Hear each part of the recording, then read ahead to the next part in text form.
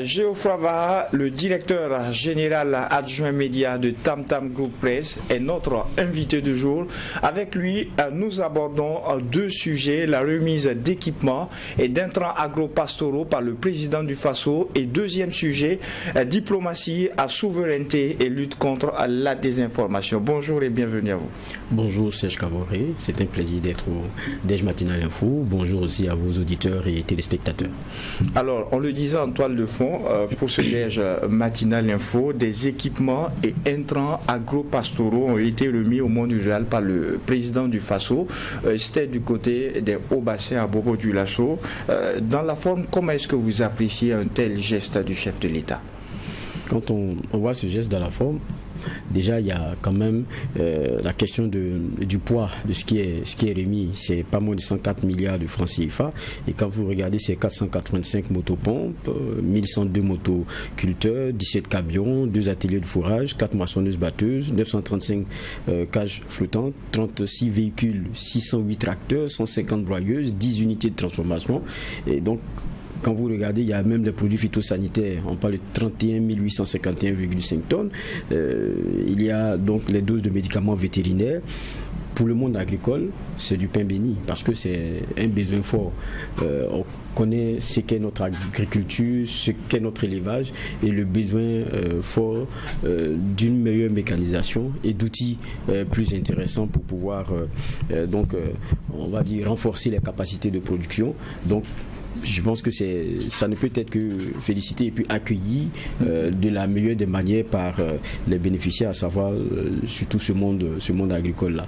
Vous dites qu'est-ce que cela donne ça, et quand on regarde aussi dans la lecture, ça dénote de ce qu'il y a la logique qui demeure. Quand vous regardez depuis décembre avec le budget de cette année, on a vu les priorités qui ont été faites, c'est normal. Il y a la question sécuritaire, il y a avec 27%, il y avait le secteur social avec 40,93%, mais quand vous regardez, il y avait quand même celui du secteur du développement rural, donc agriculture, ressources animales, halieutique, et là c'est 5,6% qui avait été décidé en termes d'allocation du budget total, et on était en hausse de 9,8 milliards par rapport aux allocations de 2024. Donc ça veut dire que dans la vision, il y a cette volonté-là d'accroître nos capacités de production, parce qu'en ligne de mire, le président ne l'a pas caché, à la question de l'autosuffisance alimentaire qui est visée, et cela va avec ce type de renforcement de capacité.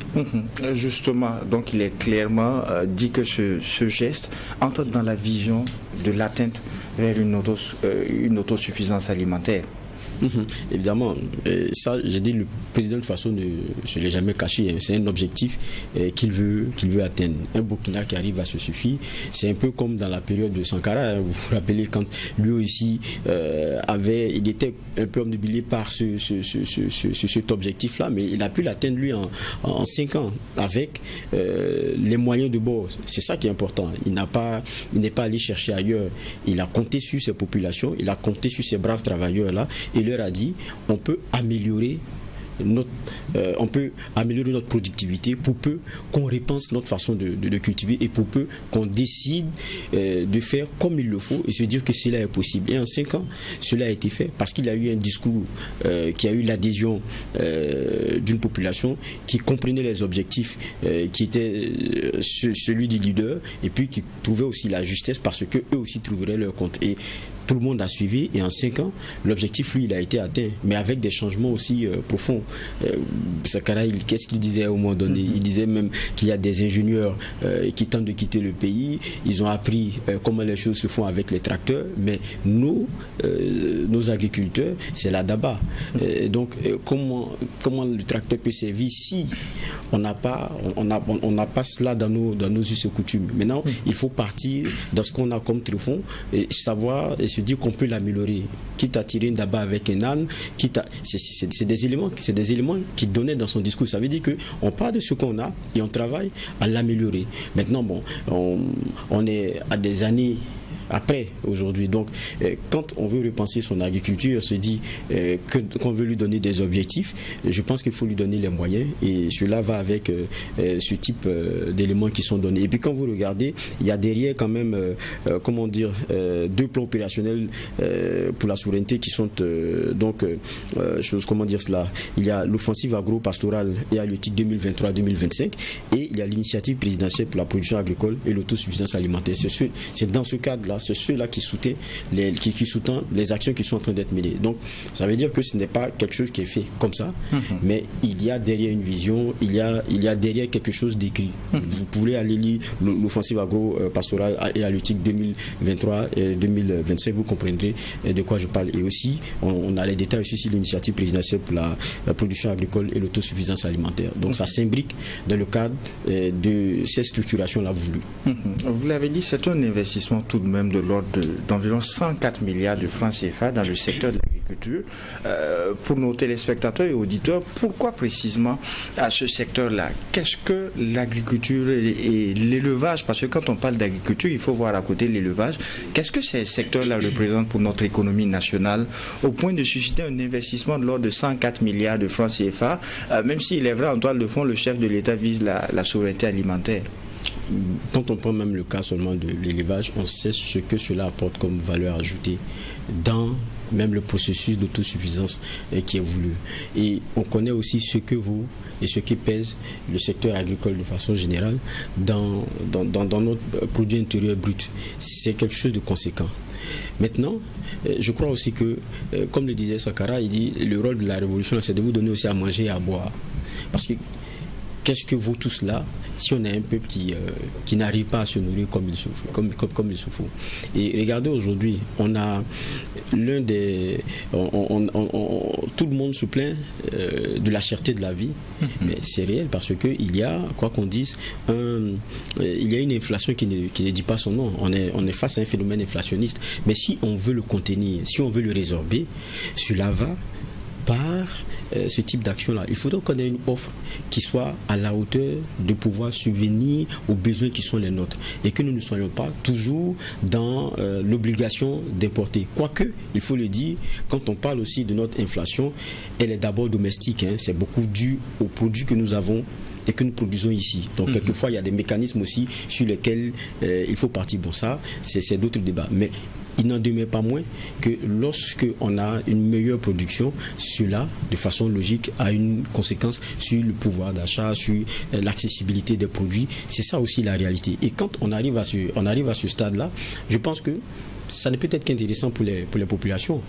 puisqu'elles se rendent compte que pour la majeure partie d'entre elles, un certain nombre d'éléments basiques sont accessibles. Et pour moi, ça, c'est des éléments qui sont assez importants. On est dans un monde aujourd'hui où, sur certains éléments, vous ne pouvez pas compter sur l'extérieur.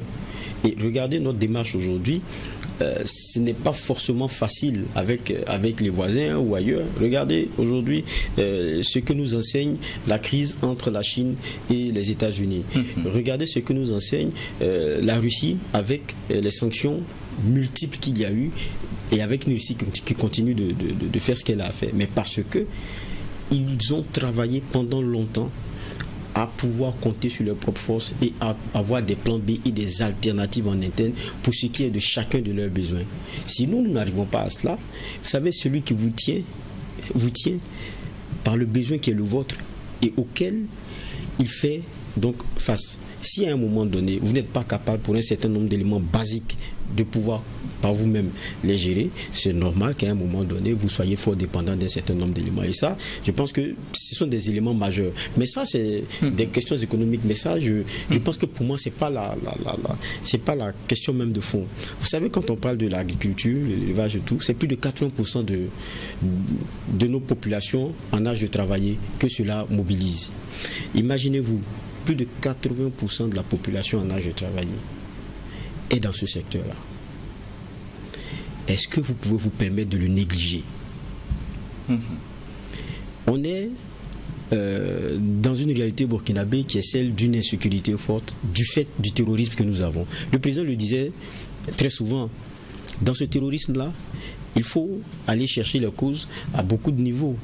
Et parmi ces niveaux-là, il y a la question de la paupérisation. C'est-à-dire que vous alliez dans des secteurs, dans des contrées du Burkina Faso, vous vous demandez est-ce que ce ne sont pas des oubliés de la nation?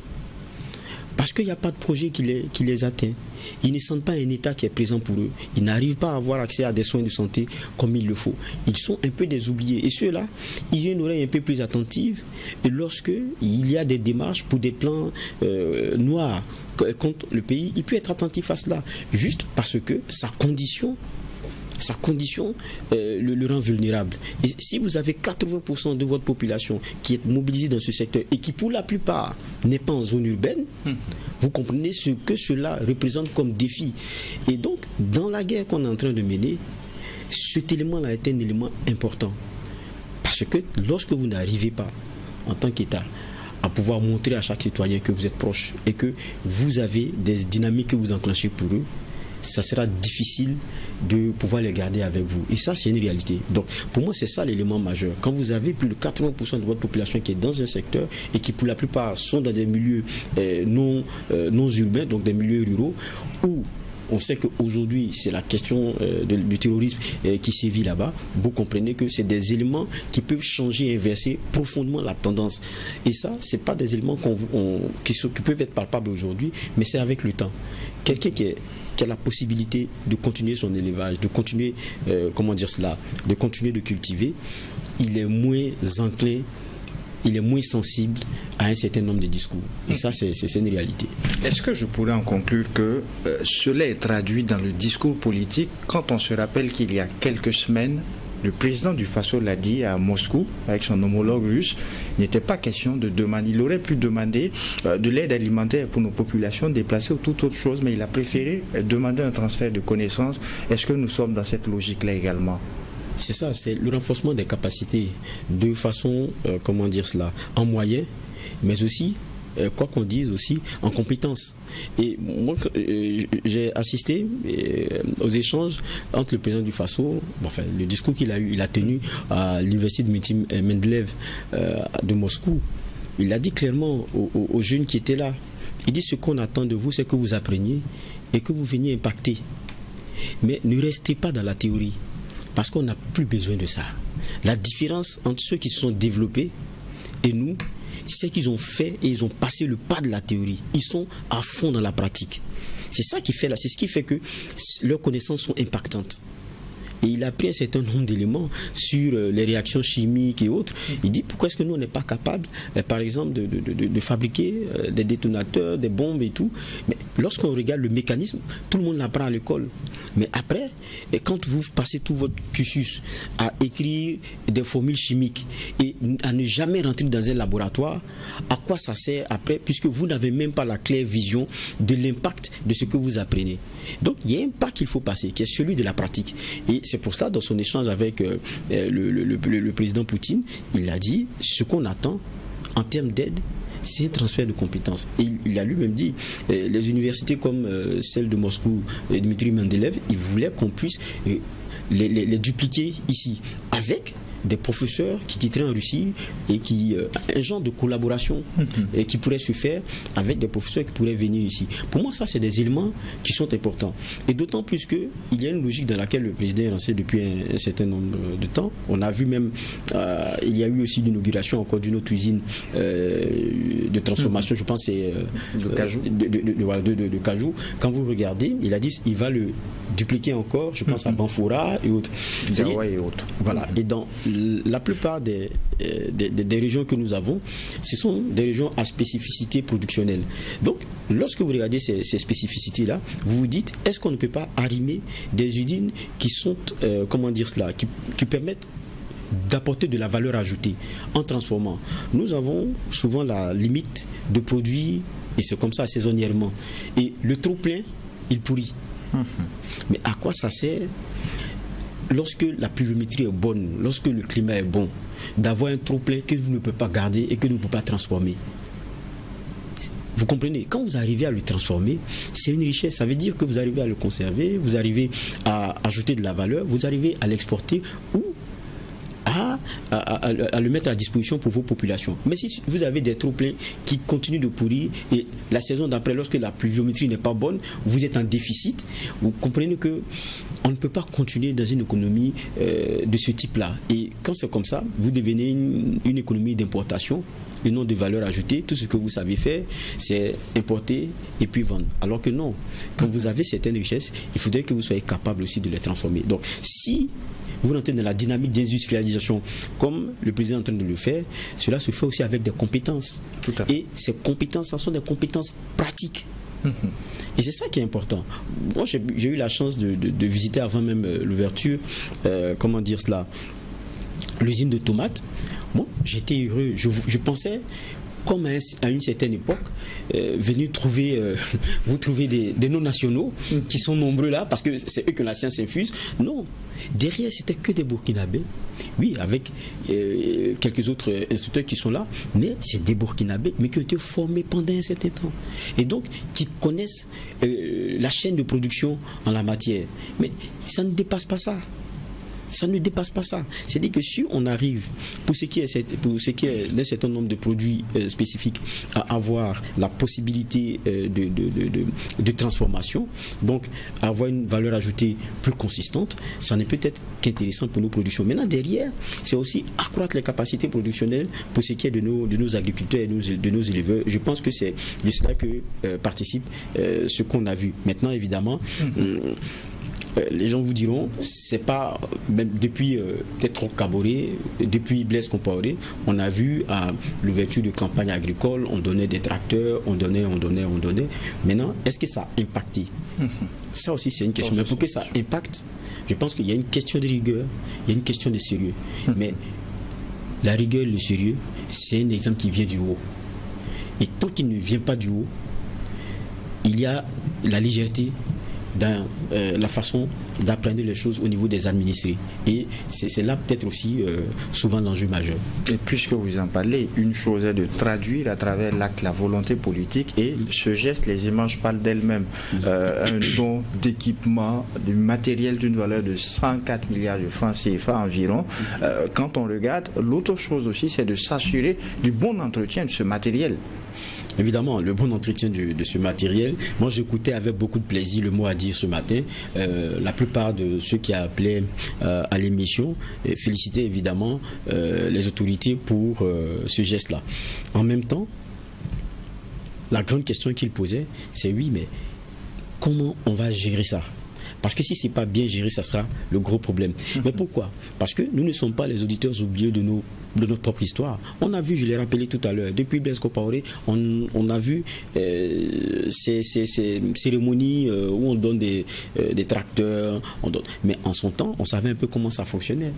C'était aussi des outils, comment dire cela, c'était des moyens aussi que le politique avait pour pouvoir contrôler un électorat. Et donc, quelquefois même dans la distribution, dans la répartition, il y avait problème. Il y avait même déjà des plaintes à ce niveau-là. Et après, vous retrouviez, évidemment, quand par rapport à un besoin qui est exprimé, l'offre vient et elle n'est pas destinée à celui qui en a vraiment besoin, ça va être un problème. Et à la fin, vous vous retrouvez à avoir des impacts moins intéressants. Et c'était ça aussi la réalité. Et puis, qu'est-ce que vous pouvez faire lorsque dans le process, vous-même, vous savez que vous avez manqué? Vous avez donné à certains qui ne devraient pas l'avoir, juste parce que politiquement, vous êtes proche, ou bien parce que vous avez des visées électorales et tout. Mais à un moment donné, si vous finissez de faire ça, quel compte ils auront en termes d'obligation vis-à-vis de vous? Parce que depuis le début, on sait que c'est biaisé. Donc, il y a déjà le sérieux dans cette... Et moi, j'ai écouté hier, quand je pense qu'il y a peut-être que je vais me retrouver à un moment donné.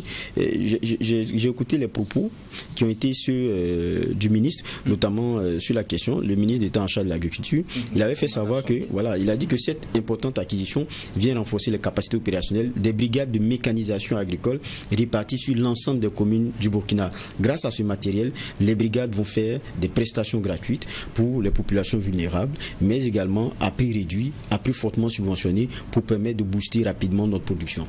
C'est-à-dire que si, pour moi, il y a un genre de contrôle qui est centralisé, ça permet de régler un peu les choses, de sorte à ce que ce soit des prestations qui sont faites sur des besoins qui sont exprimés.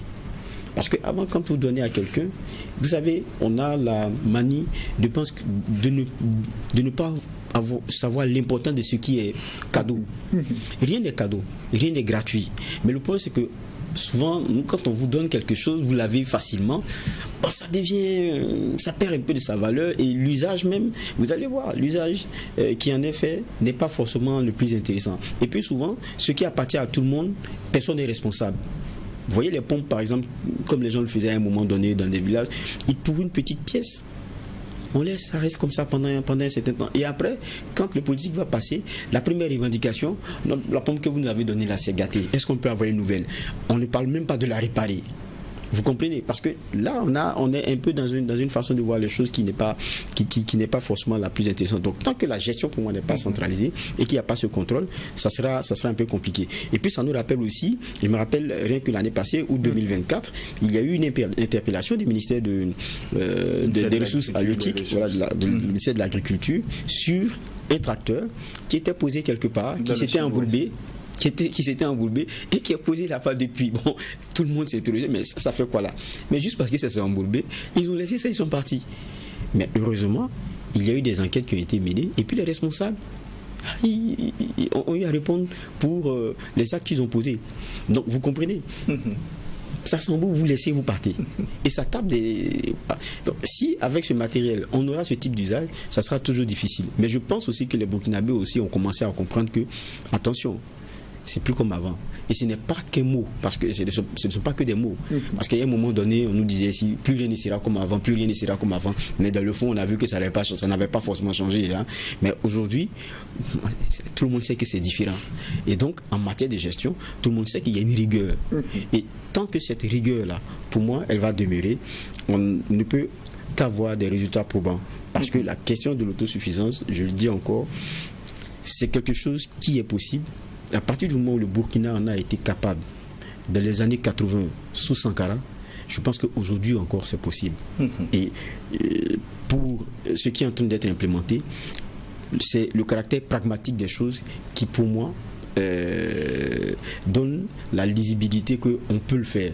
Parce qu'on a été beaucoup habitué à que des paroles, mais quand c'est clair, c'est-à-dire on vous donne un certain nombre d'éléments, il y a la rigueur dans la gestion, et on implémente un certain nombre d'éléments après, je pense que ça ne peut être que comme ça qu'on peut avancer.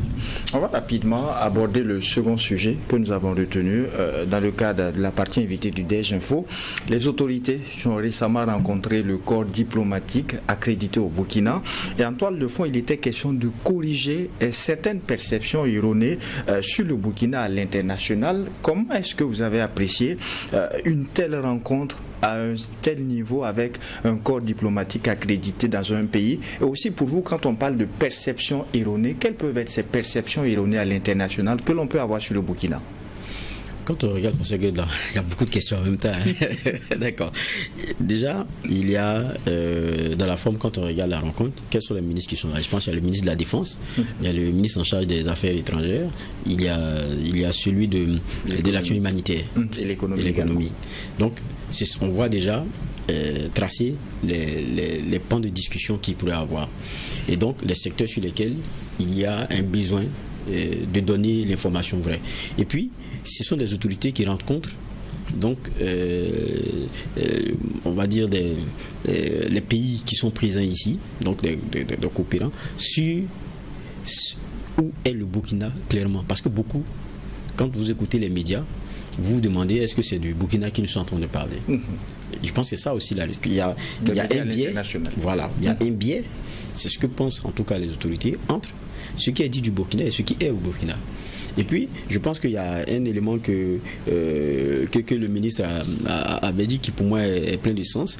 Il disait clairement que il est crucial que ceux qui détiennent l'information juste la transmettent à ceux qui peuvent influencer les décisions de coopération. C'est le ministre des Affaires étrangères, Karamoko Jean-Marie Traoré, qui le disait. Et ce qu'il dit est pertinent, parce qu'on est en coopération avec un certain nombre de pays. S'ils ne détiennent pas l'information vraie, comment est-ce que vous pouvez au mieux mieux diriger le type de coopération que vous avez avec eux.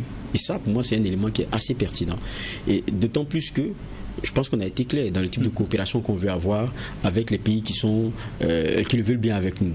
C'est que on dira ce que nous voulons et on verra comment on avance ensemble là-dessus. Donc, si vous dites ce que vous voulez, il faudrait aussi que la personne qui est en face ou l'entité qui est en face ait la claire lecture de la situation vraie qui est la vôtre. Et je pense que c'est dans cette démarche-là. Maintenant, derrière aussi, je pense aussi qu'il y a le message. C'est clair que tous ceux qui sont présents ne répartent pas de la même façon. Parce que lorsqu'on parle de biais et dans les perceptions, on sait comment est-ce que le Burkina est raconté dans certains pays. Et partout, c'est pas pareil. Donc, il y a certains, quand ils vont partir, ils vont comprendre que, bon, on ne vous indexe pas, mais il faut je sais pas s'il y a encore du vin, mais mettre un peu d'eau dans la dynamique dans laquelle vous êtes. Et je pense que c'est un peu le contenu un peu de la rencontre. Et quand vous avez un ministre de la Défense, j'imagine qu'il fait le point clair de la situation à ceux qui sont là et qui, peut-être pour beaucoup, se disent sur le terrain, est-ce que ça avance vraiment? Est-ce que la situation, comme certains le racontent, est comme ça? Ou bien il y a un biais, on se trompe? C'est le moment en fait de discuter. Quand on se retrouve avec le ministre de la Défense, le général de brigade Célestin Saint-Paulé, face au corps diplomatique accrédité au Burkina, qui dit il y a aussi une vaste campagne de désinformation contre le Burkina à l'international, on peut aussi se poser la question, quel peut être le rôle des diplomates pour jouer justement sur cette désinformation? Et puisqu'on a un média qui en parle, quel est aussi le rôle que l'on pourrait donner aux médias dans ce sens? D'abord, qu'est-ce que le général Célestin Saint-Paulé a dit, le ministre en charge de la Défense? Il dit, parlant justement de ces manipulations médiatiques, parce qu'il a dit le terme de façon très claire, il dit ces comportements nous poussent parfois à croire que le terrorisme n'est qu'un instrument de géopolitique pour faire et défaire les États dans le sens des intérêts de certaines puissances. Je lui disais, ça veut dire que tous ceux qui sont assis ne sont pas assis de la même façon. Il y a certains, quand on regarde, on a comme l'impression qu'il y a un dessin noir qui est derrière concernant le Burkina Faso. Il y a une volonté de déstabiliser. Et c'est un message aussi qui est amené. Je pense que le ministre de la Défense, il a été quand même assez clair. Il dit des comportements qui poussent parfois à croire que le terrorisme n'est qu'un instrument de géopolitique pour faire et défaire les États.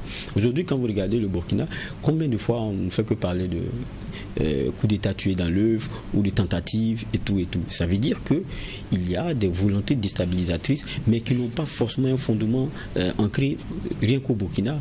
Il y a toujours des ramifications, il y a toujours, on voit les points qui nous sont faits, notamment après des éléments qui sont déjoués. Vous voyez qu'il y a toujours des personnes à l'extérieur qui sont donc citées, et puis on se rend compte que bon, il y a vraiment à y regarder. Donc je pense qu'il y a ce message-là aussi qui est donné, et puis de dire que bon, le Burkina il est là, il continue d'avancer.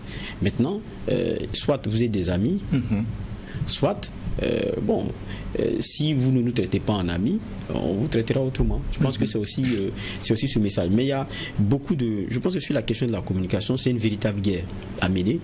Moi, j'ai aimé, par exemple, ce qu'on a pu signer il n'y a pas si longtemps. On a vu tous les médias le signer sur un peu la communication que nous devons avoir dans la situation actuelle.